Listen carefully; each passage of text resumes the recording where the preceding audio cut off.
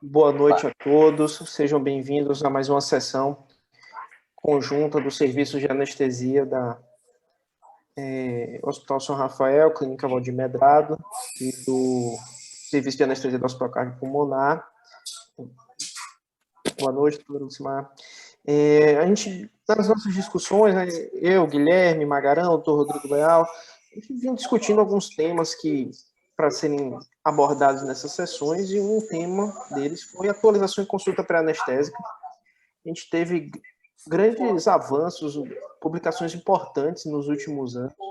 Então, a gente decidiu trazer essa sessão para discutir alguns pontos que são fundamentais para a nossa prática e que acredito que, após a aula, a gente vai mudar algumas condutas da nossa prática de perioperatório. E como é um tema bastante vasto e que requer uma discussão no final, a gente estava conversando aqui antes, a gente optou por separar essa aula em duas partes. A gente vai ter consulta anestésica parte 1 hoje, e depois a gente vai marcar uma data para a parte 2, porque a ideia é fazer uma aula rápida, em torno de 40 minutos, para sobrar mais tempo para a discussão, que talvez seja a parte mais interessante. Então, vamos lá. Não tenho conflitos de interesse. Aqui é a nossa agenda. Eu tinha elencado 10 tópicos para atualização. Então, vou fazer os 5 primeiros tópicos hoje, os outros 5 numa próxima oportunidade. E, dentre os próximos tópicos, especialmente a parte de manejo da anemia e controle glicêmico, a gente já teve sessões específicas, então vai ser mais para a gente poder homogeneizar e criar um material de consulta para a nossa prática do consultório. Então, vamos lá, começando pela classificação do estado físico da Sociedade Americana de Anestesia, que é a escala mais utilizada por nós para poder mensurar o estado físico pré-operatório dos nossos doentes. Antes de começar, por que a gente trouxe isso? É uma sensação que todos temos, é que quando a gente chega na sala de cirurgia, com alguma frequência a gente tem uma opinião diferente do anestesista que fez a consulta pré-anestésica. A gente tem uma variabilidade entre os anestesistas da classificação do ASA que aquele doente deve ter ou deve ganhar, quando a gente está em momentos diferentes, na consulta pré-anestésica e na sala de cirurgia. E essa é uma sensação que não é só nossa. Diversos centros no mundo têm. Isso aqui é um hospital no Canadá, um centro grande, quaternário, onde a maioria dos pacientes são ASA 3 e ASA 4, e eles têm essa mesma variabilidade que a gente. Então, vejam aqui, pacientes que eram ASA 1 no consultório, uma porcentagem deles acaba ganhando ASA 2 e até ASA 3 quando eles chegam na cirurgia. Quando você pega um ASA 3, por exemplo, na consulta pré-anestésica, é menor a chance dele mudar, mas alguns anestesistas acabam graduando, estão aqui em torno de 15% como ASA 2 e até próximo a 10% como ASA 4. Então, é uma variabilidade que existe em todos os lugares, não é só um sentimento nosso, e que acaba sendo intrínseca a alguns pontos de subjetividade da classificação do estado físico. Então, esse é um sentimento que todos temos e que é uma limitação do método. Eu trouxe esse estudo aqui para mostrar que não é só a gente que tem esse sentimento, vários lugares no mundo também tem. A classificação do ASA ela teve uma atualização recente, então em dezembro de 2020 houve algumas mudanças na sua classificação, nada estrutural grande, com destaque para os exemplos. Foi visto em diversos estudos que, ao utilizar exemplos para cada categoria do ASA, aumentava-se a acurácia e diminuía essa variabilidade entre os anestesistas na hora de dizer qual ASA aquele paciente tinha. Então vamos lá, o ASA 1 é um paciente saudável, não fumante, e aqui um ponto de discussão, que é o consumo de álcool. Então, se ele tiver nenhum ou mínimo consumo de álcool, ele é graduado como ASA 1. Se ele for etilista social, com toda a subjetividade que tem essa graduação de etilista social, ele já é considerado um ASA 2. Então, o ASA 2 é o paciente que tem doenças leves sem limitação funcional. Então, todos os fumantes, todas as gestantes são graduadas como ASA 2, embora a gestação não seja considerada uma doença, mas é um estado fisiológico alterado que, por conta disso, a Associação Americana optou por graduá-las como ASA 2. IMC entre 30 e 40, E aqui um outro ponto que a gente vai discutindo nos slides subsequentes, que são as principais doenças crônicas do nosso dia a dia: hipertensão, diabetes, DPOC e asma. Leves, né, porque são doenças leves na própria graduação, e bem controlados. Então a gente precisa saber como graduar essas doenças e estabelecer se aquele paciente está dentro das metas terapêuticas ou não, para a gente dizer se ele está controlado. Então, epilepsia bem controlada, diabetes que não precisa de insulina, IMC inadequado, apneia do sono, remissão oncológica e autismo leve são exemplos da categoria pediátrica. Isso é uma novidade de 2020, a gente não tinha essa subclassificação do ASA com os exemplos da população pediátrica. Outro ponto aqui que a gente vai ter que discutir mais tarde. O status oncológico do paciente não é citado para o adulto, mas é citado para a criança. Muitos lugares acabam usando isso como referência e passando esse status oncológico também para o adulto, mas isso não foi estabelecido pela classificação do ASA. O ASA 3. Uma ou mais doenças moderadas a severas ou com limitação funcional. Então, hipertensão, diabetes, DPOC e asma mal controlados, moderados ou severos, IMC acima de 40, abuso de álcool, hepatite ativa, usuários de marca-passo, portadores de fração de ejeção entre 30% e 50%, os dialíticos, aqueles pacientes que sofreram AVC, infarto, ataque isquêmico transitório ou incidente há mais de 3 meses. Aqueles que foram há menos de 3 meses são graduados como ASA 4.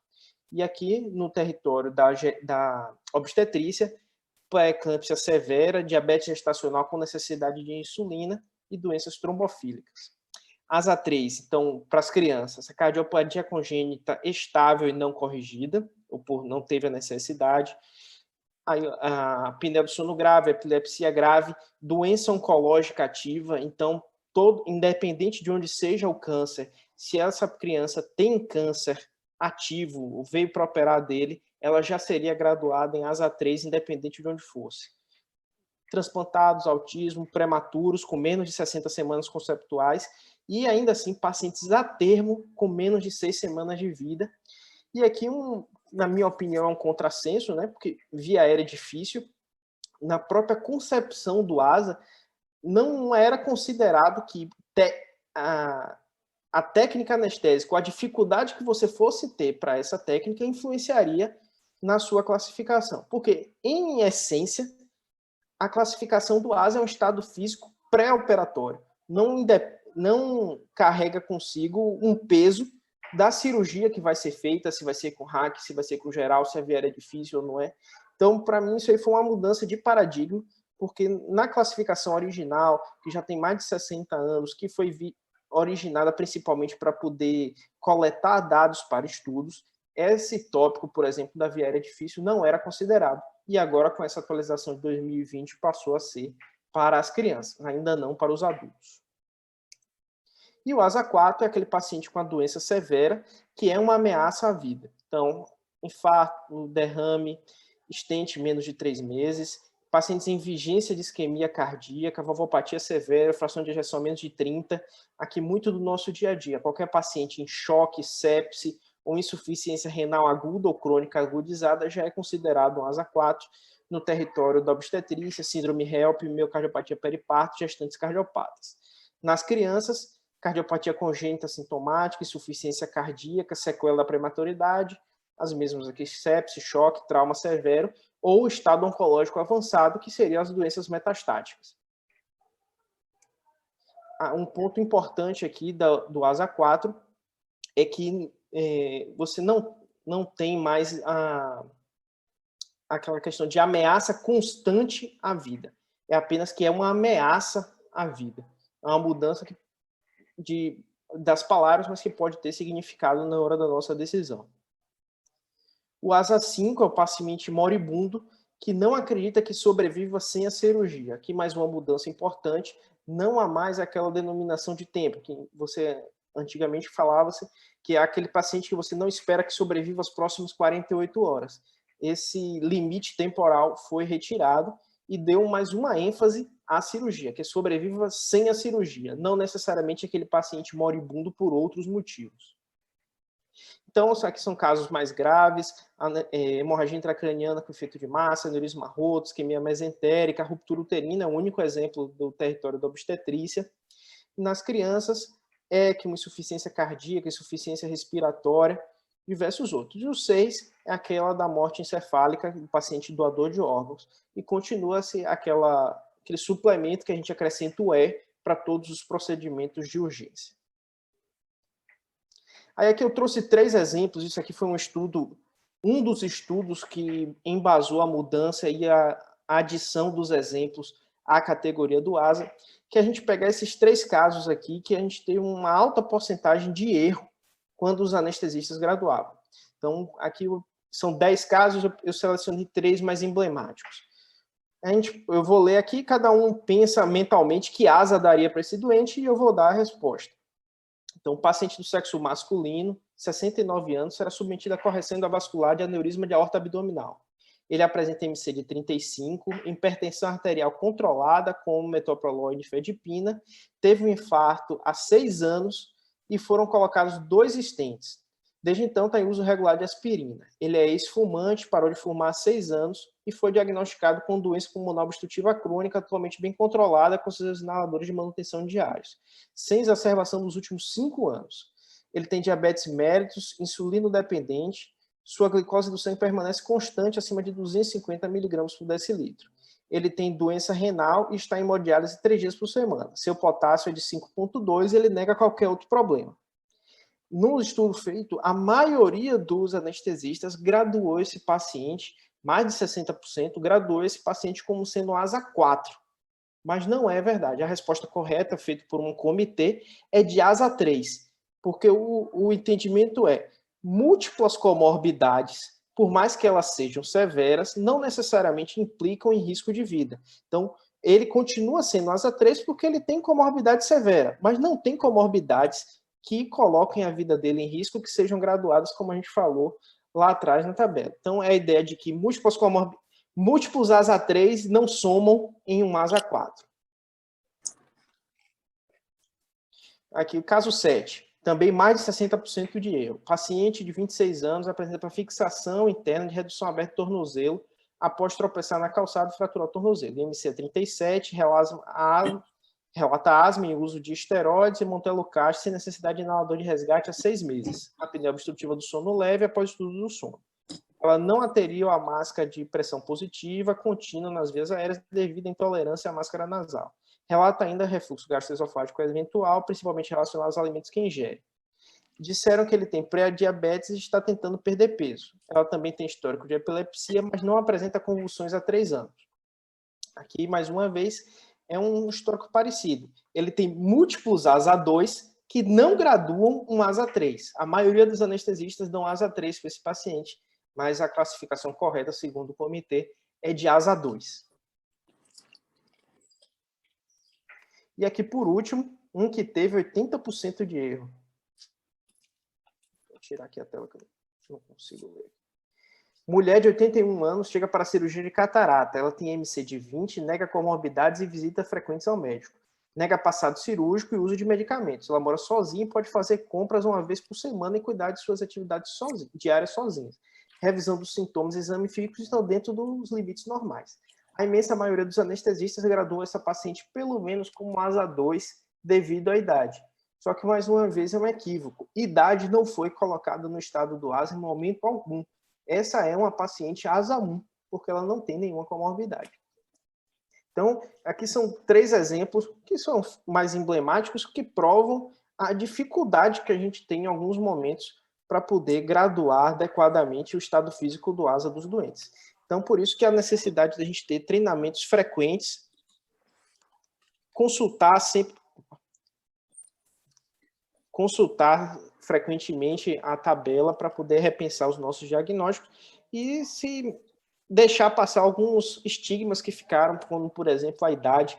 A maioria dos anestesistas gradua como ASA 2, então a gente precisa melhorar, porque essa classificação do ASA pode ter diversas implicações no contexto perioperatório. Alguns seguros de saúde nos Estados Unidos, por exemplo, utilizam essa graduação para a remuneração do anestesista, do hospital, Então, a gente precisa graduar adequadamente isso, porque é um método de screening, um método de estratificação perioperatória muito importante. E ainda temos alguns pontos que carecem de discussão, que a gente pode fazer isso no final, talvez estabelecer o nosso padrão, como nós vamos classificar os pacientes com câncer, por exemplo. Se a gente tem uma paciente jovem que vai operar de um câncer de tireoide, um estado precoce, a gente vai graduar ela com ASA 1, considerando que é uma doença local que não tem manifestação sistêmica, ou a gente vai partir do princípio que é uma paciente oncológica e que o câncer, de maneira geral, tem alterações fisiológicas e daríamos ASA 2 para essa doente. Eu acho que um caminho é a gente estabelecer um paralelo entre os exemplos dados para os casos de pediatria e do adulto, mas eu acho que a gente pode discutir isso no final. Um outro ponto é a mudança do estado físico durante o procedimento. Conceitualmente, a escala do ASA não leva em consideração essa mudança. Mas a gente tem exemplos que saltam aos olhos no nosso dia a dia. Um grande exemplo é a hemodinâmica. O paciente pode entrar ASA 2 e sair ASA 4, pode sair ASA 5. Então, ao pé da letra, ele continua ASA 2, porque o ASA é uma classificação pré-operatória. Mas a gente deve ou não balancear isso na hora da nossa decisão, é outro ponto que a gente precisa discutir e talvez chegar a um consenso. Uma parte aqui que eu botei na aula, que eu acho que pode servir até de material de consulta, é a gente ter limites claros para estabelecer quando as nossas principais comorbidades são moderadas a severas, para a gente graduar como ASA 3, ou são leves, para a gente poder graduar como ASA 2. Então, aqui eu trouxe uma tabela da Diretriz Brasileira de Controle da Hipertensão Arterial, que mostra para a gente se o nosso paciente é hipertensão arterial estágio 2, isso é, tem uma pressão sistólica acima de 160 por 100, ele já tem uma hipertensão pelo menos moderada, portanto, esse deve ser o nosso limite de corte para estabelecer quando o hipertenso deve ser ASA 2 ou ASA 3. Associado a isso, como a hipertensão arterial é uma doença multissistêmica relacionada com outros fatores cardiovasculares, até mesmo pacientes com pressões arteriais menores, se estiver associada a lesão de órgão-alvo ou muitos fatores de risco, ele pode ser também considerado como risco moderado e aí subir para o ASA 3. Ainda quanto à hipertensão, um ponto importante é a gente estabelecer se aquele doente está com a hipertensão controlada ou não. Aí a gente faz uma inferência básica que é controlada seria estar com seus alvos terapêuticos adequados. Então aqui são os alvos terapêuticos publicados no JAMA recentemente, que para a população geral, abaixo de 50 anos, o alvo é restrito, então abaixo de 120 por 80. Infelizmente, a minoria dos nossos pacientes que chegam ao consultório estão com a pressão dentro dos nossos objetivos. Portanto, a maioria dos nossos pacientes não devem ser graduados como ASA 2, e sim como ASA 3. Mas isso a gente depende de uma medida correta, nos parâmetros, com toda a metodologia correta para a mensuração da pressão arterial, para a gente poder tomar essa decisão. A exceção do 120 por 80 são os pacientes de alto risco, os diabéticos e os muito idosos, que a gente é um pouco mais tolerante. O diabetes mellitus, aqui é da Diretriz Brasileira do Controle do Diabetes, que a gente tem também outros objetivos a serem seguidos no diabetes. Então, uma glicemia pós-prandial, uma glicemia eventual, deve estar idealmente abaixo de 160. A gente tolera em alguns pacientes específicos, então extremos de idade, múltiplas comorbidades, risco de hipoglicemia, a gente tolera 180, mas na maioria 160 com a glicemia de jejum abaixo de 100. A hemoglobina glicada, há grandes discussões sobre isso. O ideal seria abaixo de 7, toleraríamos até 8,5. Já foi ponto de discussão, principalmente na aula de Guilherme, sobre controle glicêmico perioperatório, se nós deveríamos repensar a realização do procedimento nos pacientes com hemoglobina glicada acima de 8,5, 9. Então, é outro ponto que a gente deve discutir, mas a gente pode deixar mais para frente. Então, acima de 8,5, provavelmente os riscos podem superar os benefícios da cirurgia, a gente tem que discutir caso a caso. No diabetes mellitus tipo 1, os objetivos são um pouco diferentes, mas em suma, são bem parecidas. A gente tem aqui a tabela para pesquisar sempre que tiver dúvida. A asma. A asma persistente moderada, então é o que marca a gente do ASA 3, são os pacientes que têm sintomas diários, despertares noturnos semanais, precisa utilizar diariamente os beta-2, tem limitações de atividades diárias, afeta o sono, e aqui a entrada da espirometria como marcador de gravidade e marcador do controle terapêutico. Portanto, nossos pacientes asmáticos e DPOcíticos devem ter uma espirometria pré-operatória para poder ajudar na nossa graduação. E na mesma linha, para poder determinar se a asma está controlada ou não, a gente tem essa tabela aqui, que o principal é a presença de sintomas noturnos ou diurnos. Então, a gente não deve ter mais do que dois episódios sintomáticos por semana durante o dia, não deve ter mais do que a necessidade de 2 resgates e não ter sintomatologia noturna. E, novamente, a espirometria como marcador de controle terapêutico. Por último, aqui, o DPOC, ele é a graduação do DPOC é intimamente relacionada à espirometria, então a gente precisa dela. Se a gente tiver um volume expiratório final do primeiro minuto entre 50% e 80%, esse paciente já é classificado como um DPOC moderado e ele já ganha ASA 3. Quanto às exacerbações, pacientes que têm 2 ou mais exacerbações ao ano, ou pelo menos uma exacerbação grave que precisou ser hospitalizado no último ano, ele também já é graduado como grave. E os pacientes que têm sintomas em repouso ou aos mínimos esforços, ele também já são graduados como um DPOC grave. Então, na classificação de GOLD, somente o GOLD A é classificado como ASA 2. Todos os outros são GOLD 3. Então, o máximo de sintoma que o paciente DPOcítico pode ter para ser graduado como ASA 2 é falta de ar ao caminhar rapidamente ou subir ladeira. Qualquer limiar menor do que esse para dispneia, ele já é considerado um DPOC moderado a grave e ganha ASA 3. Próximo ponto que a gente vai falar é estimativa de risco perioperatório. A resolução mais recente que rege a consulta pré-anestésica, que é a resolução 2174 de dezembro de 2017, que revogou a 1802, que é a mais conhecida nossa, estabelece como obrigação da consulta pré-anestésica a documentação da estratificação do risco do paciente, além do termo de consentimento. Isso aqui é um pouco aberto, a gente não tem exatamente métodos específicos para graduar esse risco e se esse risco deve ou não estar contido no termo de consentimento livre e esclarecido. Então, a gente precisa graduar. Aí fica uma dúvida, não está claro. Por exemplo, se eu graduo o ASA, é suficiente para estratificar o risco desse doente? Se a gente for para a literatura, provavelmente não. O ASA, isoladamente, ele não consegue predizer mortalidade nem o risco perioperatório. Então, teoricamente, na minha opinião, a gente deve discutir isso mais tarde, a gente deve ter outros métodos para poder estratificar o risco do doente, e isso deve conter na consulta pré-anestésica. Outro motivador para que a gente faça isso é um entendimento do Superior Tribunal de Justiça, né, que a falta de informação adequada sobre o risco cirúrgico justifica indenização por danos morais.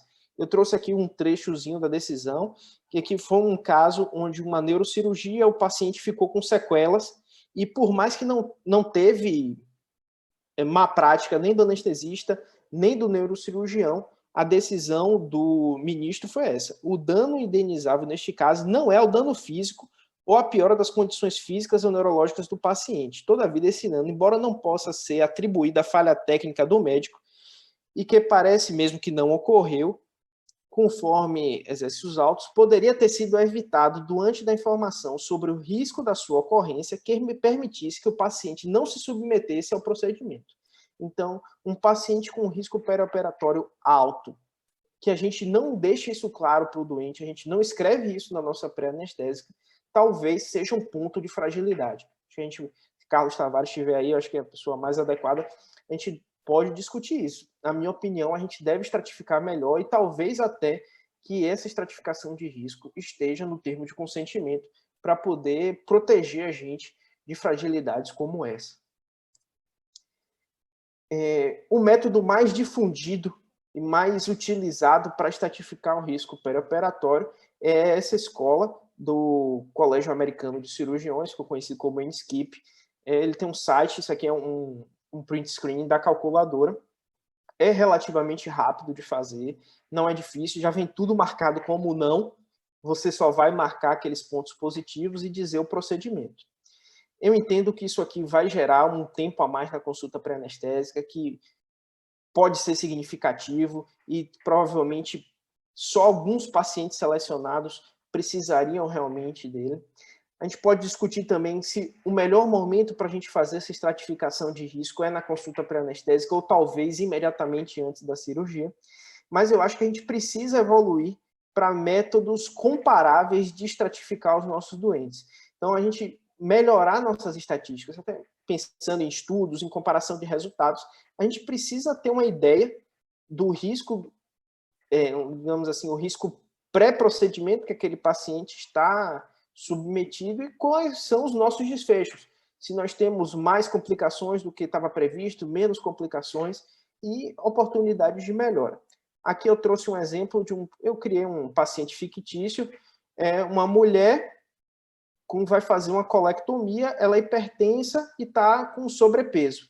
Ele já dá aqui toda a estatística esperada para o paciente, a média de risco e a previsão de quanto tempo esse paciente pode ficar no hospital.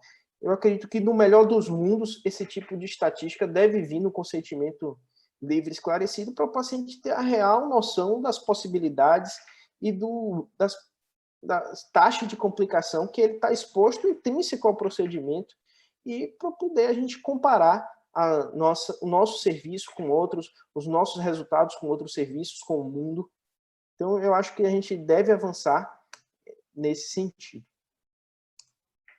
E aqui é um exemplo de como o uso isolado do ASA para poder estratificar o risco operatório pode ser perigoso.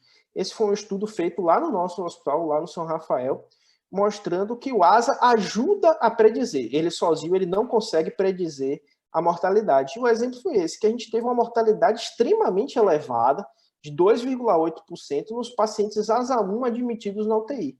Então, mostra duas coisas. Que o ASA isoladamente, só o fato dele ser ASA1 não estratifica o risco. Então, se ele foi ASA1, mas veio fazer uma cirurgia de extrema gravidade, ele teve um TCE, está com hemorragia com efeito de massa, ele tem uma mortalidade alta, independente de ele ter um estado físico pré-operatório não tão grave. E o outro ponto é mostrar que a gente precisa graduar adequadamente os nossos doentes. Provavelmente, parte desses pacientes que foram graduados como ASA1, eles não eram ASA1. E isso acaba contaminando a estatística da gente. Rapaz, tô mal, tá certo. Acho que tem alguém com o microfone aberto. Não. Sobre via aérea. Sobre via aérea, a gente tem uma grande novidade. Esse estudo aqui do JAMA, publicado em 2019, não foi ele que descobriu, foi ele que trouxe para a gente o teste da mordida do lábio superior, mas foi esse estudo que sintetizou a nossa impressão e sintetizou o nosso conhecimento sobre a avaliação da via aérea no pré-operatório. E mostrou para a gente a grande importância que esse teste da mordida do lábio superior, como a gente mostra aqui a imagem, é somente pedir ao paciente que morda o lábio superior com os dentes inferiores, fazendo esse movimento, e avaliando o quanto do dente chega próximo ou atravessa a borda de vermelho, essa borda do lábio superior. Os pacientes que não chegam até a borda de vermelho, ou aqueles que nem conseguem protruir os incisivos inferiores, eles são graduados como classe 2 e classe 3. E esses pacientes têm uma probabilidade, um aumento da probabilidade de uma intubação difícil muito grande. Principalmente quando a gente compara com outros métodos que a gente utiliza corriqueiramente, né, como a retrognatia, que é o segundo método segundo fator mais importante, seguido de mobilidade cervical, e por último, o Malampate 3 e 4. Aí eu trouxe aqui uma imagem muito interessante, que isso aqui chama-se nomograma de Fagan. É um método estatístico para a gente entender como o aumento da probabilidade depende da probabilidade pré-teste e como ele influencia a sua possibilidade de se deparar com o desfecho.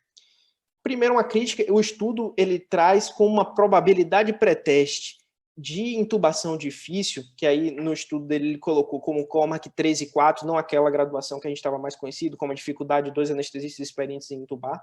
Então, partindo como Vieira difícil, Cormack 3 e 4. Ele encontrou uma taxa de 10% de Cormack 3 e 4, que eu acho que é uma estatística bem alta, mais do que o que a gente está acostumado na prática. Normalmente é um pouco mais raro o Cormack 3 e 4, mas vamos partir da melhor evidência que a gente tem, que é essa, que a probabilidade pré-teste é 10%. Então, o teste da mordida do lábio superior, ele tem um positive likelihood ratio, então uma razão de probabilidade positiva de 14. Então, um paciente que todo mundo já tem um risco de 10%, se ele tem uma classe 3 ou 4 da mordida do lábio superior, quer dizer que ele tem uma probabilidade de 57% de ter realmente uma via aérea difícil.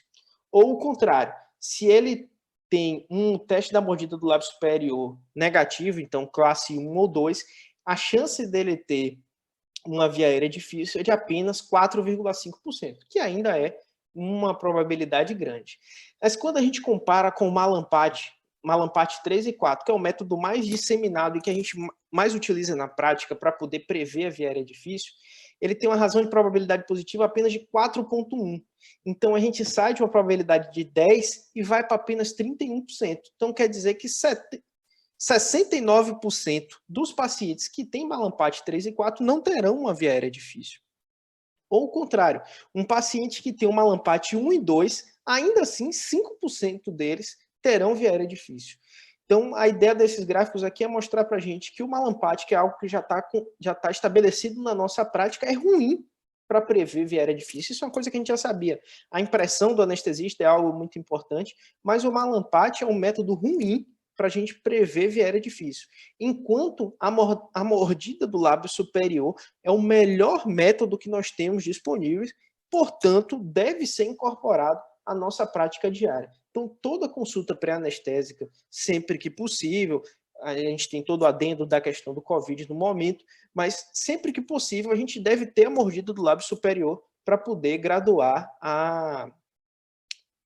para poder estimar o risco de intubação difícil nesses doentes. Exames pré-operatórios.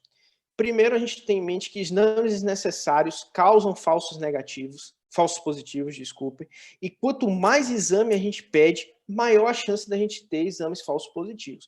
Isso tem uma premissa estatística muito clara, que a gente considera normal, são 2 desvios padrões da média, então dá normalmente 95%. Então, para todos os exames, a gente tem 5% de doentes que são normais, mas que vão ter exames alterados. Então, à medida que eu vou somando testes, então aqui é um exemplo, uma tabela muito interessante, por exemplo, se eu fizer 50 testes, eu vou ter uma probabilidade de 92% de encontrar algum falso positivo. E isso ter consequências tanto psicológicas, físicas e emocionais para o doente. E um estudo aqui, já um pouco mais antigo, que foi feito na Mayo Clinic, mostrando isso na prática, que exames desnecessários geram falsos positivos geram transtornos que não mudam desfechos. Então, eles pegaram aqui 3.780 pacientes no pré-operatório e solicitaram um bundle de exames. Desses 3.000 pacientes, a gente teve 160 exames alterados. Desses 160 exames, 47 precisaram de investigação adicional. Somente uma modificação farmacológica aconteceu, então somente um paciente ganhou remédio ou tirou o remédio, e nenhuma cirurgia foi remarcada ou cancelada baseada nesse screening. Então, altamente negativo do ponto de vista da custo-efetividade a solicitação indiscriminada de exames. A gente tem uma tabela aqui que eu conheço que melhor resume como a gente deve solicitar exames no pré-operatório. Eu não vou ficar esmiuçando, mas paciente ASA 1 para cirurgia de pequeno e poste intermediário não precisa de exames. Só à medida que a gente vai avançando nas comorbidades do doente ou na grau de invasividade, no tamanho da cirurgia, que a gente considera aí sim a necessidade dos exames pré-operatórios. Lembrando aqui, por exemplo, que os testes da hemostasia eles têm uma chance muito pequena de encontrar alterações significativas. A alteração significativa mais comum, que são as deficiências ou quantitativas ou qualitativas do fator de von Willebrand, os nossos testes convencionais não pegam. Então, é um exame que deve ser bastante ponderado para pacientes que têm clínica, têm hepatopatia, assim como o eletrocardiograma. A gente vai falar um tópico mais na frente, então eu acho que a gente deve realmente solicitar, aqui é facultativo, para mim, somente para pacientes com doença cardiovascular ou cirurgias muito grandes, mas a gente deve sempre considerar a sua solicitação por um motivo lá na frente. Função renal, infelizmente, a gente tem uma população com baixo nível de acesso ainda à saúde, então há uma porcentagem muito grande de pacientes renais crônicos não diagnosticados no nosso meio. E aqui eu acho que é o ponto mais interessante da aula, que eu acho que pode mais mudar a nossa conduta, que é a forma com que a gente faz a estratificação do risco cardiovascular pré-operatório. Esse guideline é de 2017, é o guideline da Sociedade Canadense. Eu fiquei assim um pouco, porque eu nunca tinha visto, ele já é de 2017, eu nunca tinha visto, nunca tinha ouvido falar, mas ele muda muito a forma com que a gente deve fazer a estratificação desses doentes. Então vamos falar aqui. O paciente tem mais do que 45 anos, ele entra nesse fluxo. Se ele tem entre 18 e 45 com uma doença cardiovascular conhecida. Então, menos de 18 anos nem entram aqui. Que vão fazer uma cirurgia não cardíaca, que vão ficar no hospital por mais de uma noite. Então, em hospital dia, a gente não considera esse screening aqui. Aí mantém aquelas coisas que a gente já sabia. Cirurgia de urgência, provavelmente nada que vá ser feito supera o risco-benefício. E lembrando que não é urgência somente um risco de vida. O risco de perder membros também é considerado nesse braço aqui do algoritmo. Então, um clássico aí são os pacientes da vascular e procedimentos na hemodinâmica, eles são graduados como procedimentos de emergência e provavelmente não se beneficiam de maiores estratificações. Cirurgia urgente ou semi-urgente. O grande exemplo são os cânceres, que a gente deve fazer o quanto antes, mas não tem um tempo tão exíguo quanto nas emergências. Que a gente deve fazer a cirurgia na grande maioria dos casos. A gente só deve ponderar, postergar, se a gente tiver uma doença cardíaca instável, não diagnosticada, hipertensão pulmonar severa ou uma cardiopatia obstrutiva pulmonar, tumor, estenose aórtica ou estenose mitral. Então, são as únicas condições nas cirurgias semi-urgentes que a gente deve considerar postergar o procedimento para estratificar melhor os nossos doentes. Se não, todos esses pacientes, ou ainda assim, aqueles que têm mais de 65 anos, ou entre 18 e 65, com doença cardiovascular importante, a gente vai levar ele para um cuidado compartilhado, né, um manejo do cuidado compartilhado, que eu achei interessante, que na nossa prática costuma ser sinônimo de UTI, mas para locais onde tem um ramo que a gente conhece lá no hospital como os hospitalistas fortes, a gente pode considerar um segundo médico. O importante é que não fique a cargo do cirurgião exclusivamente cuidar desse doente. Então, ele cita principalmente, por exemplo, que o cirurgião ele vai fazer outras cirurgias, ele tem outras obrigações, e um episódio hipotensivo pode passar desapercebido e pode ficar muito tempo sem um tratamento até que esse médico assistente possa atuar. Então, ou uma UTI, que é o mais clássico, ou um cuidado compartilhado no hospital com os hospitalistas, por exemplo. Esse paciente deve ser submetido. Obter um eletrocardiograma na unidade de recuperação pós-anestésica, eu vou ter um slide só sobre isso mais na frente, é outra conduta que eu particularmente não conhecia, que eu acho que a gente deve adotar para esses casos, e mensurar a troponina na admissão com 48 e 72 horas para ajudar na reestratificação desses doentes. Na cirurgia eletiva, a gente deve fazer a avaliação do risco pré-operatório por aquele score clássico de DELI, ou RCRI, e nos pacientes que têm um score de DELI de 1 ou mais de 65 anos, ou entre 45 e 64 anos, com a doença cardiovascular significativa se beneficiam da solicitação do BNP ou do NT-proBNP.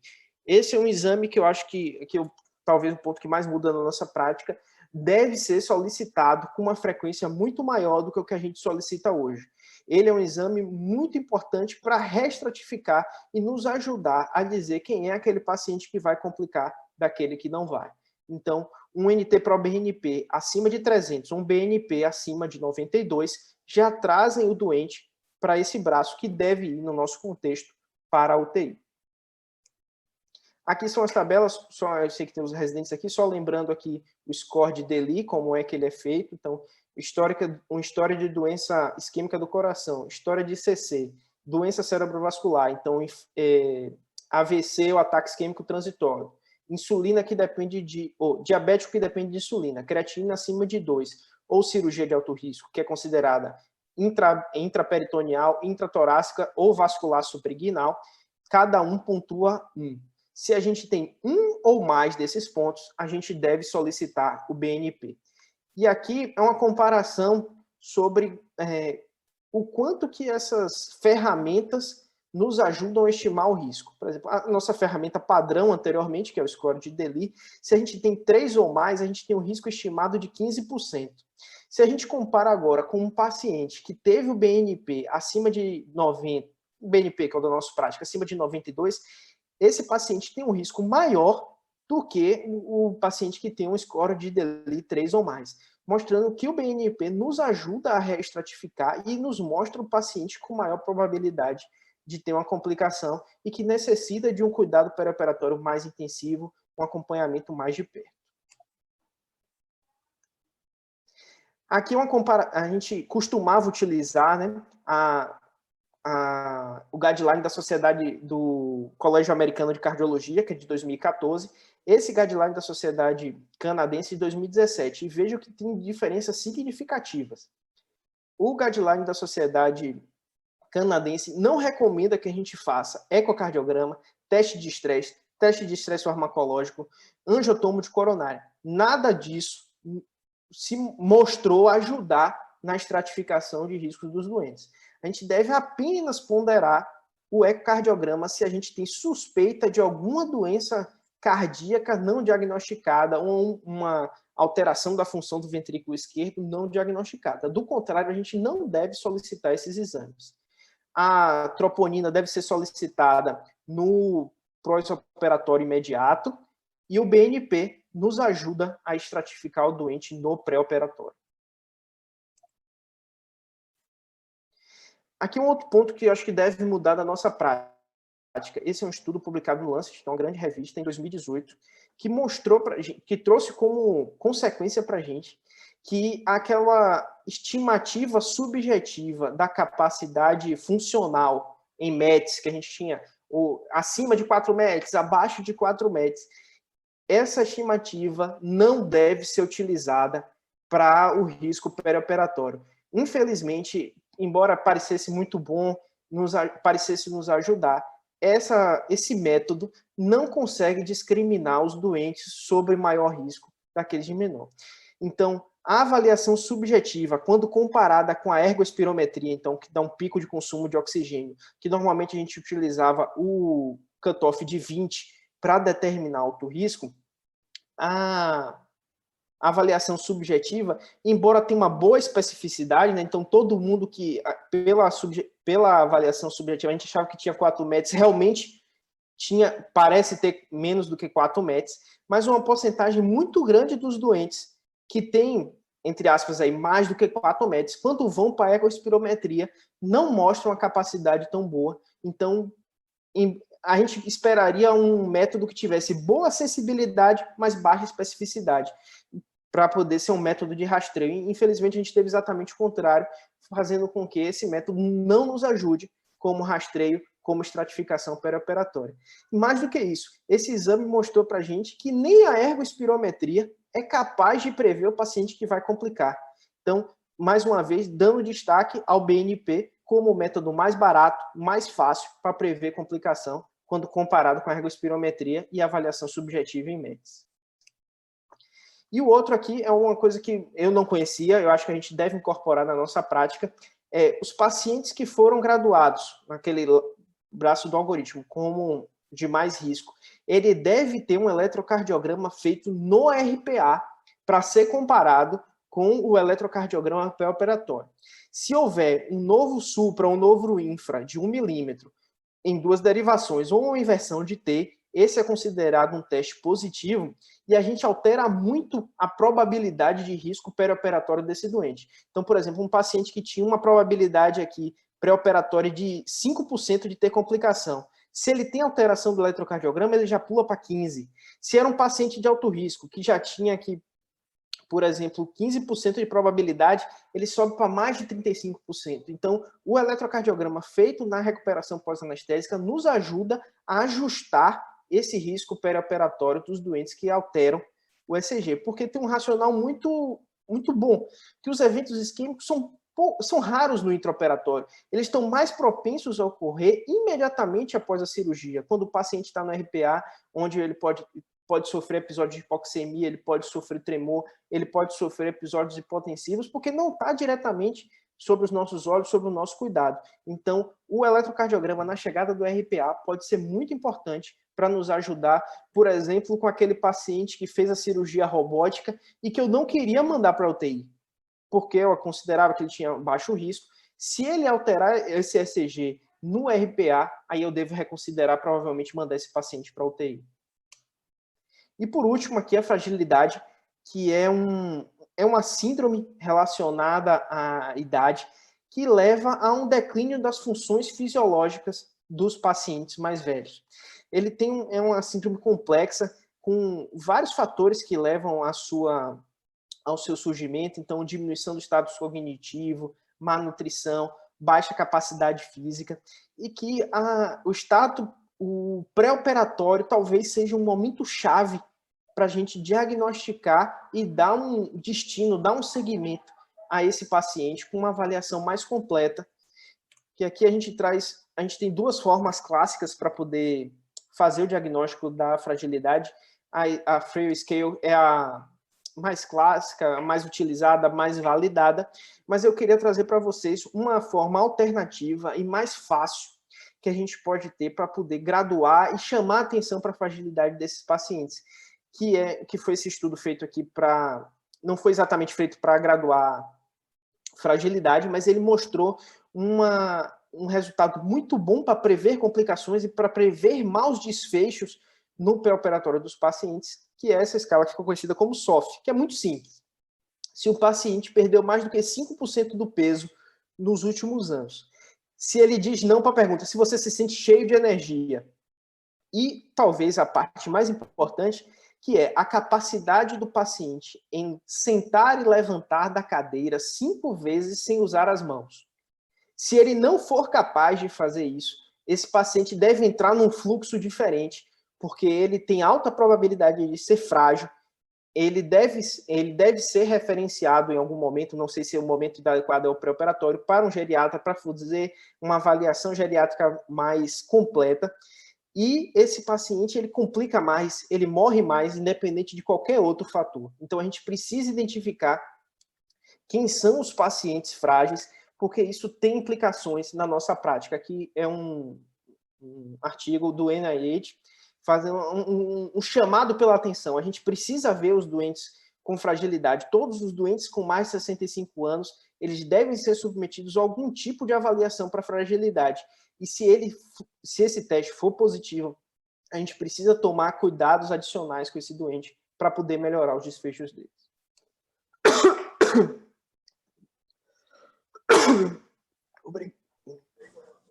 Covid, meu filho? Aí falta beber uma água.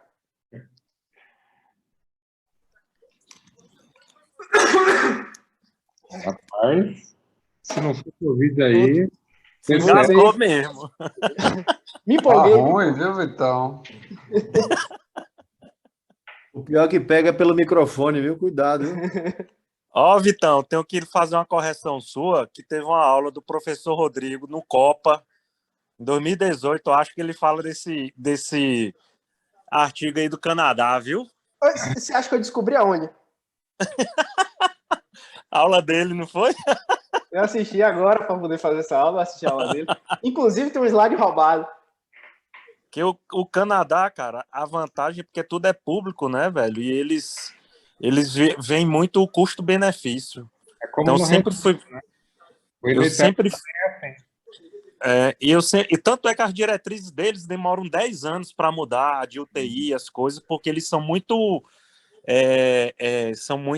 precisos, são muito sérios na organização das evidências, porque lá tem que dizer para todo mundo e tem que ter custo-benefício. Então tem que ser realmente o que tem evidência clara para ser explorado, né? Concordo, Cortez. Vitor, excelente, Vitor. Uma boa revisão, atual, polêmica, né? Bastante temas aí que alguns deles nós precisamos adequar realmente à nossa realidade Brasil, Bahia, né? Mas muita coisa importantíssima aí nessas colocações suas aí. Né? Então, parabéns aí. Obrigado. Eu queria fazer alguns comentários, Vitor. Não sei se Magarão quer fazer algum comentário sistêmico prévio, Magarão.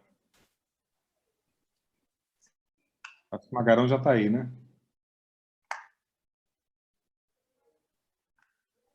Posso prosseguir ou o Magarão está aí, quer falar?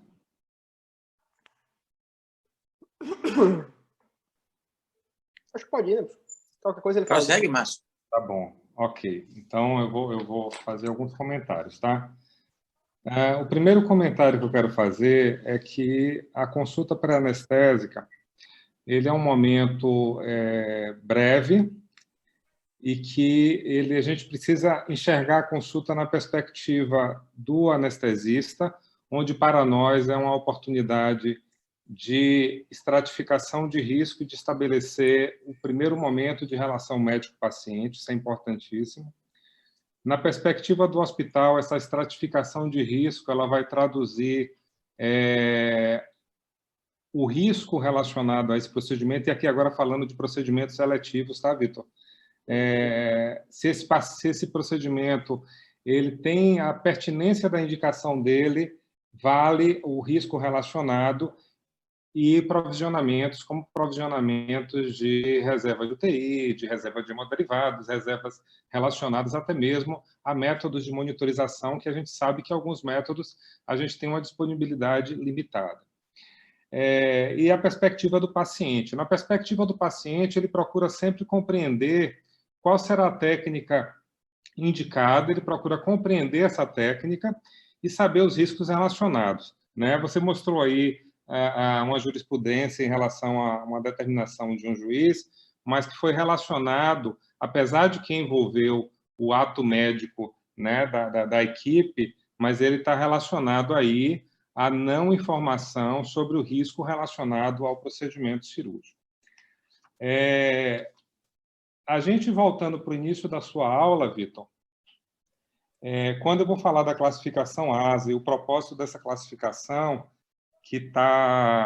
que você explicou assim muito bem, essa classificação com exemplos, ela facilita a compreensão. No entanto, os exemplos eles não esgotam, né? Eles não contemplam todas as situações onde a gente tem a possibilidade de classificar esse paciente, como você bem citou, como são os casos de pacientes oncológicos.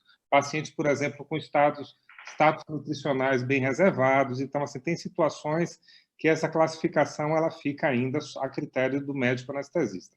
Mas essa classificação ela é muito válida isoladamente, como estratificadora, quando a gente fala de procedimentos como exames, né, como exames endoscópicos, colonoscopia, também cirurgias ambulatoriais, onde ela vai ser o primeiro passo, na verdade, o segundo passo. O primeiro seria do cirurgião, do próprio cirurgião, se ele é elegível, e o procedimento que ele vai indicar, mas para procedimentos a nível ambulatorial. Ela é essencial, porque, assim, essa elegibilidade, quando a gente fala de cirurgias ambulatoriais, é muito importante para você sustentar o fluxo de um programa ambulatorial, que ele é audacioso, principalmente quando se trata de um DEI, que ele é autônomo, ele não está dentro de uma unidade hospitalar, ele apenas tem uma referência para transferência de situações de pacientes que não possam ter a alta ou que tenham complicações durante o tratamento.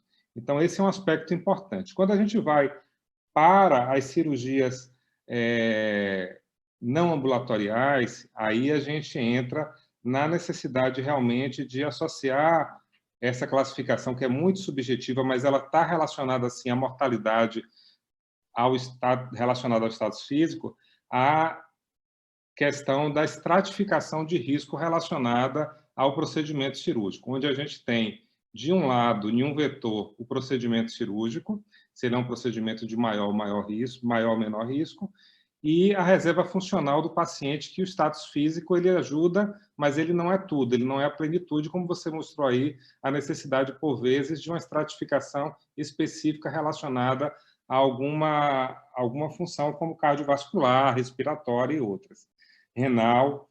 Então, aqui eu faço a ressalva, porque a gente tem isso e tem também algo que não é contemplado, que é a curva que o cirurgião está dentro desse procedimento. Por exemplo, uma HIPEC, uma robótica, onde o cirurgião ele pode ser por si, o fato dele estar na curva de aprendizagem é um fator de risco, mas isso não é considerado, isso é uma estratificação que a gente faz subjetiva dentro de serviço, onde a gente pega e soma a estratificação, isso aí. Aí, se a gente pegasse aqui, por exemplo, as duas avaliações pré-anestésicas, os dois modelos que a gente tem nas clínicas aqui que estão nessa sessão, a clínica Saga e a clínica Valdir Medrado, você vai ver que a gente tem, em ambas, alguns dados subjetivos, que a gente valoriza até bem mais os dados subjetivos, e eles têm realmente um valor importante, e menos dados objetivos. Quando a gente fala, por exemplo, de avaliação de via aérea, e o dado mais importante em avaliação de via aérea ainda é a história prévia, mas na avaliação de exame físico, a gente tem, por exemplo, na consulta pré-anestésica do São Rafael, a protusão mandibular, que é traduzida por você avaliar a mordedura do lábio superior. Então, a protusão mandibular, por exemplo, ela tem um valor preditivo tanto para a ventilação quanto para a laringoscopia e intubação. Então, é um dado muito relevante, mas nenhum dado isolado ele se esgota, ele tem força suficiente. Então, assim, a gente tem que estimular a avaliação da via aérea com alguns critérios para que a gente possa estabelecer uma estratificação que nos direcione para a possibilidade dessa via aérea difícil e a gente já vá mais preparado, inclusive com a segunda ajuda, ou situações onde esse risco ele é menos provável. E aí a atenção principal na questão da via aérea difícil não está necessariamente na laringoscopia, mas nos pacientes com dificuldade de ventilação. Esses pacientes eles estão realmente sob um risco maior de um evento hipoxêmico, né, da situação não oxigena. Então, para esses pacientes, a gente vai ter que tomar uma decisão, se a gente vai poder obter uma via aérea pós-indução ou precisará de uma abordagem acordada. Essa é uma decisão muito importante. E, para finalizar, eu queria trazer um dado relacionado especificamente à Redditor. A Redditor hoje, através da Câmara Técnica aqui de Cirurgia e Anestesia, que é uma Câmara Técnica, Alexandre até assistiu uma reunião essa semana, onde os documentos eles vêm. Se a gente compreender a história da formação dessa rede, a gente vai ver que os documentos que vêm de protocolos gerenciáveis, POQs, POPs, eles são geralmente feitos pela clínica CMA, que é uma clínica de anestesia que atende a Redditor a nível de São Paulo. Eles são apreciados a nível da qualidade e também da Câmara Técnica. Eles são aprovados e depois são colocados para apreciação dos demais, né? Então, ainda é nesse nível, os documentos eles já vêm prontos, e a gente vê que essa clínica ela fez um trabalho, devido à dificuldade de você ter os cirurgiões aderentes à estratificação de risco para TEV, a clínica mostrou que 2 pontos. Que ela poderia fazer essa estratificação, e 2, que o cirurgião ele só ouve outro médico na hora de você mudar comportamento, mudar cultura. Então, nunca a enfermeira diante do cirurgião vai ter o mesmo poder de convencimento que um outro médico, no caso, o anestesista. Isso eu estou trazendo aqui o que é colocado para nós em reunião de Câmara Técnica. Então, assim, existe uma possibilidade, isso está sendo discutido, existe uma força para que na consulta pré-anestésica a gente adote também uma avaliação de risco, não em sua totalidade, mas algum grau de avaliação de risco de TEV na avaliação pré-anestésica.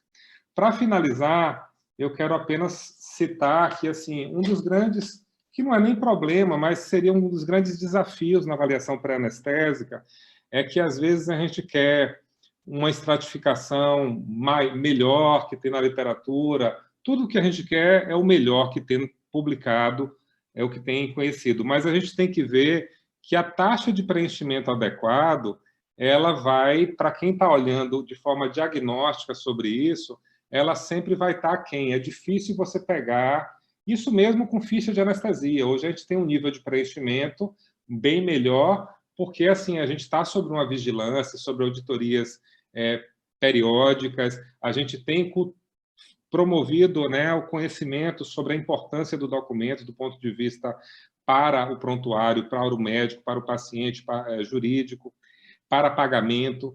Mas a consulta pré-anestésica, a gente tem um preenchimento que, assim, às vezes chega na estratificação de risco, não avalia via aérea, ou não se liga. Por exemplo, eu botei protusão mandibular como único dado, onde se você marcar positivo, ele quer dizer que o paciente não tem um risco. Ninguém marca. Eu posso perguntar aí a todos que fazem consulta pré-anestésica. Ninguém que tem protusão mandibular, ok, marca que está ok. E eu botei isso como uma pegadinha, eu até já citei isso em reunião do pessoal de via aérea. Porque as pessoas, assim, a gente ainda não estabeleceu para cada um de nós a importância, e para o coletivo a importância desse preenchimento, né? E esse preenchimento realmente seria um banco de dados muito bacana, mas a gente precisa acordar para a importância de se ter banco de dados, para a importância de publicar, porque assim não adianta a gente estar fazendo ERAS, a gente está fazendo SEDAP, a gente está fazendo o que for de bom que a gente enxerga que é bom para o paciente se a gente não gerar dados que permitam publicação. Porque vem outro lá, experimenta num piloto, publica, e se conseguir publicar aquilo numa revista indexada, pronto. Entendeu? Então, isso é hoje fronteira. Então, apenas essas considerações, eu peço desculpa por ter me delongado aí nessas considerações, mas porque eu acho que são pertinentes.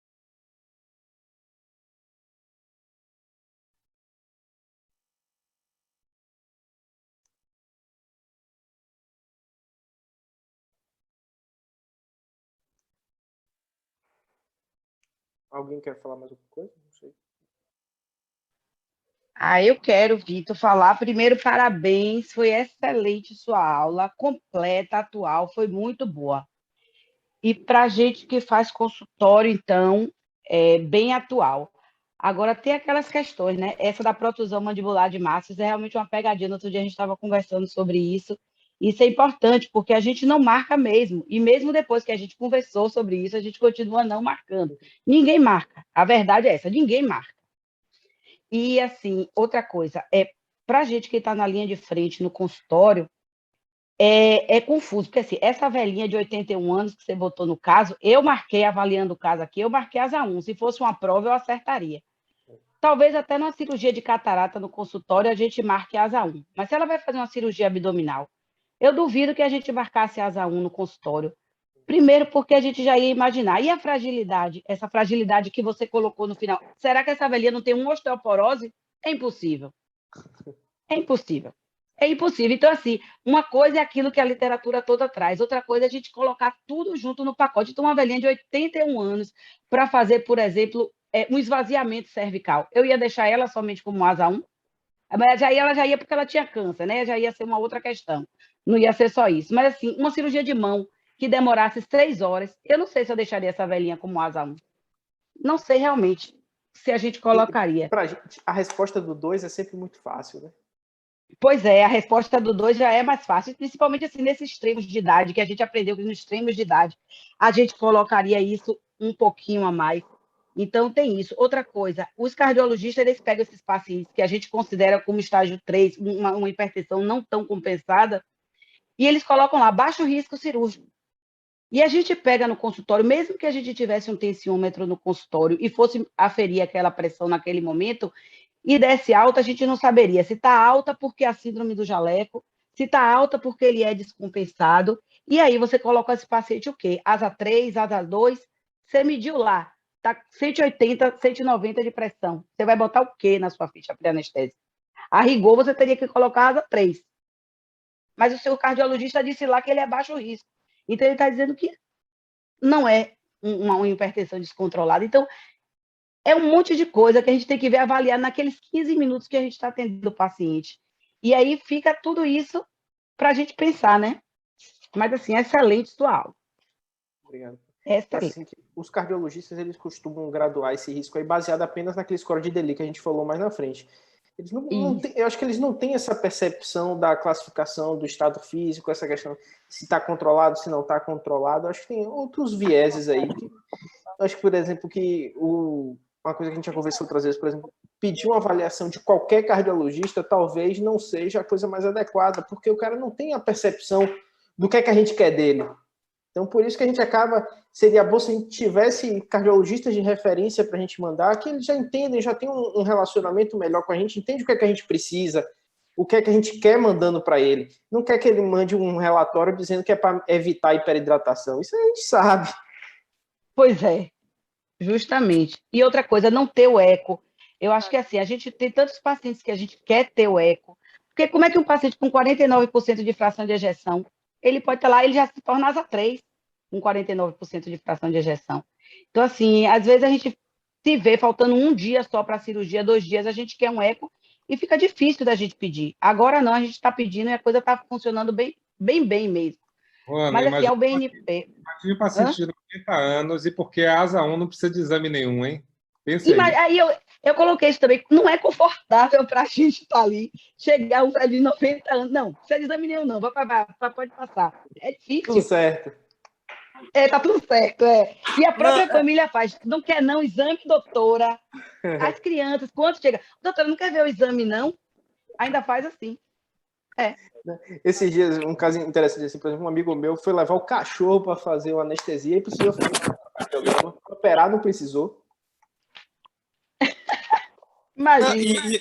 E eu sendo aqui, viu, Aninha, advogado do diabo, quando ele bota essas diretrizes aí, teoricamente é para fazer um exame físico dos pés à cabeça, né? Que você vai auscultar direitinho, vai não sei o quê. Então a gente, naquele 15 minutos, como você mesmo disse, não vai se sentir confortável, o cara não tem um eco, né? Pois é. A gente sabe disso, né? A gente sabe disso. Como sabe que um TAP-TTPA foi feito para diagnóstico de doença. Ele vai dar a noção de qual tipo de diagnóstico que ele pode ter de discrasia sanguínea, mas não vai prever sangramento cirúrgico. Mas você vai ver que o doutor Ramiro lá não aceita um paciente que não tem um TAP-TTPA, né, para fazer uma endoscopia. Então a gente tem essas vieses do dia a dia, né, que a literatura não vai, ela bota o mundo perfeito, né? Pois é, não contempla tudo isso. E não se esqueçam, quem toma um copinho de cerveja passa a ser asa 2 também, viu? Não, Luiz, esse só um copinho, eventualmente... Mínimo é um. O mínimo é um. Mínimo consumo de álcool é um. Não, mas o mínimo, ninguém toma um copinho. Ninguém toma um copinho. Então vai ver, metade já é asa 2, viu? A maior mentira do mundo é dizer que vai tomar uma. Pois é. Nunca agora, toma uma. Vai tudo asa 2. Por isso o asa 2 é tão confortável de você colocar, tá vendo? O Vitor, uma outra coisa... Também acho, Aninha. Também acho, viu? Pois é. Ô, Vitor, uma outra coisa importante também que a gente conversou é porque Vitor fez um levantamento assim muito bacana para essa aula, e aí ele se deparou com alguns protocolos gerenciados, e um muito interessante, que a gente tem discutido muito recentemente, e eu já falei aqui para vocês, é o Strong for Surgery. O Strong for Surgery mais PBM eles completam a questão assim de você identificar pacientes que possam ser submetidos a terapêuticas que possam melhorar a condição do paciente até o dia da cirurgia. Isso seriam procedimentos para você ter o paciente pelo menos um mês antes ou 2 meses antes para um pré-condicionamento, para um acompanhamento de nutrologia, para a cessação de tabagismo, controle glicêmico e outros. E a gente conversando, a gente tem uma tendência a ter dois modelos de linha de cuidado, né? Assim, cirúrgica. Uma que é uma linear, onde o paciente tem um diagnóstico cirúrgico, uma hérnia, uma litíase biliar, o próprio cirurgião fazendo, um clínico encaminhando, e ele vai fazer o preparo, vai aguardar a autorização, a avaliação pré-anestésica, a cirurgia pós-operatória e alta. Mas você vai ter alguns procedimentos onde o diagnóstico ele vai ser feito, por exemplo, em oncologia, vai ser feito pelo oncologista, ele vai ser submetido a terapêuticas outras, além da cirúrgica, e as etapas elas serão determinadas no curso do tratamento, e esses pacientes eles podem integrar, então, situações de ter esse preparo, né, como um modelo de Strong for Surgery. A gente está conversando no São Rafael com a nutrologia, agora é o Washington, que é coordenador da nutrologia lá, eu conversei essa semana, e já conversei com o Kleber, que é coordenador da Oncologia DOR, aqui em Bahia, para ver como a gente consegue desenhar, Bosco também está envolvido nisso, essa possibilidade do paciente que tenha, dentro desse modelo que não é linear, de várias, multidisciplinar, né, envolvido, esse paciente ter essa avaliação e ele poder, nos casos de haver a necessidade, ele poder ser submetido, então, a terapêuticas específicas, como o protocolo PBM, como protocolo de suporte nutricional e outros, para ele chegar, no momento da cirurgia, melhor condicionado e também ele ter uma reabilitação também assistida, mesmo extramuros do hospital, paredes do hospital.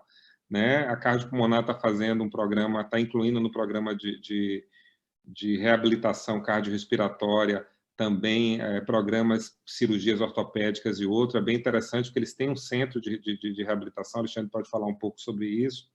Então, é um horizonte nisso aí, é uma das vertentes, isso aí está dentro do Strong for Surgery. Então, são caminhos para linhas de cuidados específicos, mais complexas, e que você tem no tempo do paciente da terapêutica a possibilidade de ter essa intervenção de forma mais integral. Alguns procedimentos, como artroplastia de joelho e de quadril, também podem ser inseridos nesses protocolos. Então, são outras possibilidades de linha de cuidado cirúrgico que não são lineares. Muito bom, Márcio. Isso foi o que a gente estava discutindo com o doutor Alexandre antes da gente começar. A gente entender qual vai ser o nosso papel da anestesiologia como especialidade no cuidado perioperatório. Porque a gente tem essa série de limitações, né? A consulta muito próxima do procedimento, e que talvez o nosso papel não seja exatamente de um consultório onde a gente vai resolver isso. Pode ser de treinamento e de discussão com outras especialidades que estão posicionadas num tempo mais adequado para essas intervenções. Então, a gente compreender e decidir qual vai ser o nosso papel nesse cuidado perioperatório. É uma composição multidisciplinar, multiprofissional, então envolve fisioterapia, né? Então, assim, vai depender de você fazer um estudo epidemiológico do que você tem de cirurgia em determinado hospital, por exemplo, São Rafael, a parte oncológica, a parte de ortopedia e outras, e você pegar e começar com uma dessas linhas e estar implementando os programas. Então, com o GSH, você ter o espaço para mandar paciente para avaliação com o hematologista. Então, ele vai fazendo inclusões, entendeu? Sem que você crie um serviço específico com aquelas pessoas no mesmo lugar, mas assim como o hospital criou para o pós-Covid, o convalescente, ele, na verdade, ele tem um programa, mas o programa está distribuído pelo hospital após a alta. Então, o paciente ele tem uma linha do cuidado para esse paciente pós-Covid, mas que envolve as especialidades e profissões da saúde, mas não necessariamente você está concentrando aquilo numa clínica de atenção pós-Covid. Não, você está tendo aquilo ali, e isso é uma tendência que está ganhando corpo, né?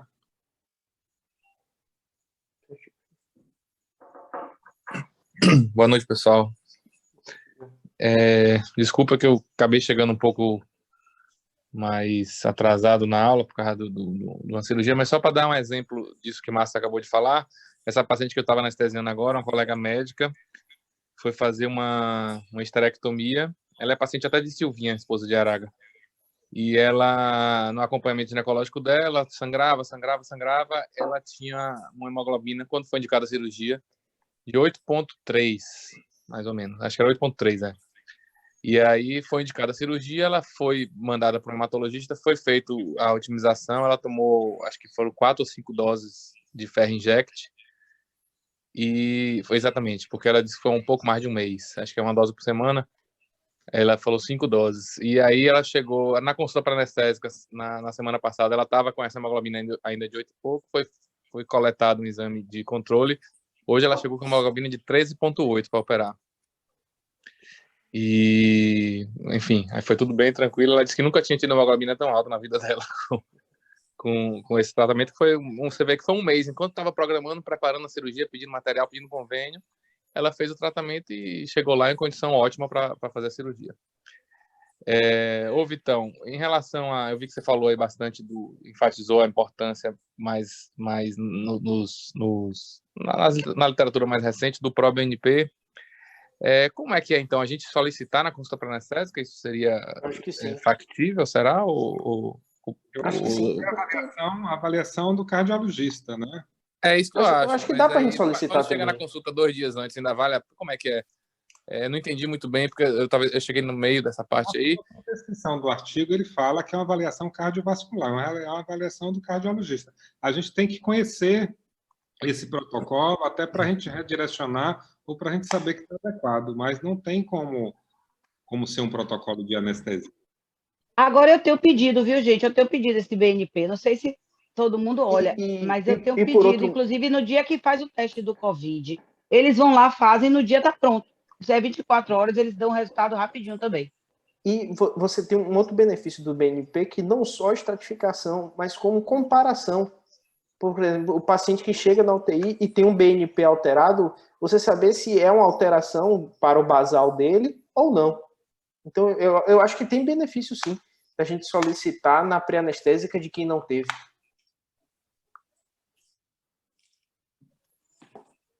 Então, colhe lá e já sai o resultado para o dia da cirurgia? Sai rápido assim? Ou então, no dia quando chegar para operar, você vai ter essa informação. E sai rápido. Isso. Então, a informação sai bem rápido. Não vai mudar a nossa conduta, né? Mas é um parâmetro de baseline, né? Exatamente. E é útil para ver hiperidratação, tudo isso. Ele é um marcador de descompensação cardíaca. Não necessariamente é um paciente que já chegou descompensado, mas é um paciente que a gente pode flagrar uma descompensação após a cirurgia. Vitor, eu acho importante também uma decisão que fica muito na nossa mão, ou pelo menos há uma pressão grande, e com razão que fica na mão do anestesista, que além da estratificação de risco, essa estratificação de risco se traduza em reserva ou não de unidade fechada e UTI. Tá? Concordo. Eu já tentei fazer uma correlação com esse score do Colégio Americano de Cirurgiões, para, usando o critério deles, o score deles, dizer com quantos % de comorbidade grave que ele bota lá no score dele, ele diz assim, complicações graves. Complicações graves são infarto, edema agudo de pulmão, ciência renal aguda. Qualquer doente, para mim, que tenha um risco maior que 5% de apresentar uma complicação dessa, no critério lá do Colégio Americano de Cirurgiões, é um paciente, no mínimo, de se pensar em unidade fechada. Tá? Não estou dizendo que a gente vai fechar a questão. Mas seria interessante, naqueles casos duvidosos, ou naquele caso que você fica na dúvida, ele é um critério interessante. E outra coisa interessante foi o que o Márcio falou em relação à reabilitação que a gente tem lá na cardiopulmonar. além da reabilitação, tem a ergospirometria, tá? E a ergospiro também é um dos melhores preditores de risco e de reserva em UTI, né? Os britânicos já usam esse critério há muito tempo. Para alguns pacientes que você considerar de risco duvidoso ou de alto risco, encaminhar para a ergospiro é um grande, ele realmente é o melhor triador entre esses todos aí, talvez seja o que tem maior força. Qualquer paciente pode fazer, até o paraplégico pode fazer. Eles têm aquela bicicleta manual, né, que faz também, ou na bicicleta comum. Então, alguns pacientes se beneficiariam muito da ergospirometria para indicar UTI naqueles casos que há dúvida, né? Isso é interessante. Eu entendo, eu sei que já é estabelecida essa questão da ergospirometria para pós-operatório e UTI, só que nesse estudo aí, eu acho que o do Lancet de 2018, ele não conseguiu prever complicação. Embora eu conheça esse estudo que o senhor citou aí, da questão de alocação em UTI com base na ergospirometria. Mas não consegue prever quem vai complicar. Eu tenho dúvida, eu confesso ao senhor que eu tenho dúvida. Eu era um entusiasta, que depois que eu li esse artigo, eu fiquei meio pessimista, assim, se vale a pena a gente ter todo esse investimento da ergospirometria somente para fazer essa decisão que talvez possa ser feita até com o BNP. Eu acho que, assim, a ergospiro, ela é mais, não é sozinha, né? Aquele critério, esse critério do Colégio Americano de Cirurgiões, junto com a ergospiro, eu acho que eles dois juntos, tá? Uhum. E talvez até o BNP em alguns casos. Agora, quem precisa dos três, quem precisa de dois, quem precisa de um só, essa é uma pergunta que eu acho que não tem esse trabalho, tá? Mas teria que ser uma ferramenta simples, porque se for complicado ninguém vai usar, mas alguns pacientes, qual o paciente e qual é a cirurgia, né? Ainda tem isso, a gente não pode separar o paciente do porte cirúrgico, mas que os três juntos ajudam, eu acredito que ajudam. Pelo menos no raciocínio de interpretação e triagem. Eu acho que essa publicação aí ela pode ter pecado na questão da indicação dos pacientes que ela indicou para fazer a triagem, porque assim ela considera cirurgias maiores, né? Cirurgias de grande porte, não cardíacas, mas os pacientes indicados para o método, entendeu? Porque eu acho que o método também ele está dentro de um pensamento muito coerente, né? Eu ainda tenho muita fé nesse tipo de estratificação, que é a estratificação funcional do paciente. Tinha um outro ponto, Vitor, que eu ia comentar em cima do comentário de Alex, mas eu esqueci. Depois, se eu lembrar, eu falo. Acho que um ponto assim, que eu queria chamar a atenção é a fragilidade. A gente praticamente nunca dá esse diagnóstico. Acho que a gente perde uma oportunidade muito grande. E talvez um fluxo onde a gente diagnosticou a fragilidade, a gente conseguir mandar para um geriatra e ele fazer uma revisão, principalmente da polifarmácia, no pré-operatório, esses pacientes teriam um benefício grande. Acho que é uma oportunidade que a gente tem para melhorar. Uma coisa que eu lembrei aqui sobre o comentário de Alex é o seguinte, aqui a gente vai ter um desenho de hospitais, a gente já tem até, quando deixa acabar a pandemia, a gente vai enxergar isso melhor. Mas, assim, agora mesmo que o fluxo de internação COVID ele reduziu bastante, a preocupação do hospital, hoje, 35 minutos da reunião foi falando de cirurgia. Eu falei com o Luiz. Ana Verena trocou mensagem comigo hoje umas 10 vezes. Às vezes, para eu conseguir ter um retorno de Ana, leva 15 dias. Então, assim, não vai faltar vaga de UTI. O que vai ter, assim, é aquele paciente, assim, a cirurgia é grande porte, o paciente é idoso, o paciente é asa 3, vamos botar na UTI. Essa vai ser, ao meu ver, a tendência, porque a relação de leitos críticos e não críticos é uma relação que já traz esse contexto, entendeu? Então, pelo menos para hoje que eu falo assim, para o cenário atual, eu acho que a cirurgia vai ter uma pressão forte para estar mantendo taxa de ocupação de leito crítico. Baixo limiar de indicação, né? Por aí. Beleza. Eu acho ótimo tudo isso aí, mas acho que a gente tem que continuar buscando dentro da nossa possibilidade. Isso que a Aninha falou aí, achei perfeito, viu? Se ela está pedindo o BNP e está dentro do fluxo, está andando, aí foi um benefício que o fluxo COVID trouxe, porque você tem possibilidade de outros exames aí estarem prontos para a cirurgia, né? Então, o fibrinogênio, por exemplo, num caso duvidoso, né? Outro dia um cirurgião veio me perguntar assim, todo mundo sabe que não precisa pedir coagulograma, mas você passaria um catéter peridural num paciente que não tem coagulograma? Entendeu? Então, assim, você pode até responder que sim, mas todo mundo fica desconfortável, né? Todo mundo queria um exame. É segurança perceptiva. Pois é. Então, nem tudo que se diz, nem o que é o que se pratica, ou que se sente confortável, né? Então, outra coisa, às vezes você na consulta pré não tem dimensão do pedido do cirurgião, você não sabe realmente o que é aquilo. Parece que é uma coisa pequena e, de repente, não. Aí tem o contrário, parece que é uma coisa grande e uma coisa pequena. Então, as duas coisas, infelizmente, têm essas imponderabilidades da consulta pré-anestésica que faz com que o anestesista tenha um pé mais alto, mais conservador, mais... Ligou o microfone, então, Alexandre. Ou desligou e estabilizou a internet dele. Alex? Peraí, foi o microfone que ativou aqui, sem querer. Então, assim, é isso que eu acho, que se pratica, o que se faz, né? Eu acho que nosso papel é continuar estratificando da melhor forma possível. E acho que parabéns aí por tudo. Queria dizer que o Upper Lip Bite eu uso todos os dias. Eu nem olho o que os outros fizeram, eu faço o meu Upper Lip Bite. E todo paciente eu pergunto a ele se ele tem problema dentário, se ele tem dente mole, manda ele abrir a boca, manda ele fazer a protusão da mandíbula e manda ele fazer o Upper Lip Bite. Eu também, há muito tempo, já incorporei isso aí. Eu faço isso também há muito tempo. Eu falo, Vitor, do Stop Bang para os obesos, viu? Eu acho também que é um teste rápido, prático e que traz uma informação consistente. Sem dúvida. Mas, doutor Márcio, tenho que acrescentar que quem sempre ponderou sobre esse teste na residência, quando foi residente, foi o senhor, na aula que o senhor deu para a gente. Batia muito, olha, mande morder o lábio superior, sempre, que aí que é a melhor predição que tem. As corteias, a via aérea difícil, ela tem algumas... Você vai estudar via aérea difícil, capítulo de via aérea difícil, propedêutica e tal. Por exemplo, você não considera que a condição clínica do paciente ela tem a ver com via aérea difícil, que um estômago cheio tem a ver com via aérea difícil. Né?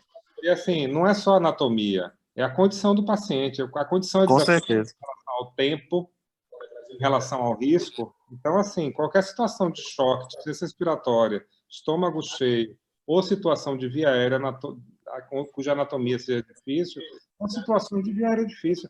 São as situações que estão diagnosticadas pelo NEP4. O NEP4 ele não diagnosticou complicações só relacionadas ao paciente com alterações de anatomia, não. Veja a incidência lá de aspiração pulmonar. Ele, na verdade, ele observou o resultado, ele observou o produto. O produto foram o quê? Os eventos. Os eventos estão relacionados ao quê? Só a anatomia? Não, as situações cuja a possibilidade de você se deparar com uma situação de não intuba, não ventila, ou de aspiração, de regurgitação e aspiração, ela seja maior.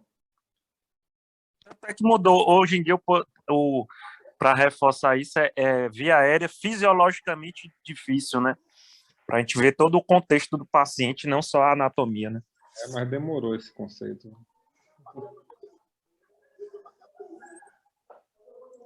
Já são mais de 9h30, né? Alguém quer falar mais alguma coisa? Parabéns, Vitão. Valeu, mestre. Parabéns, Vitor. Parabéns a todos. Grande sessão. Tchau, boa noite a todos. Boa noite, meu irmão.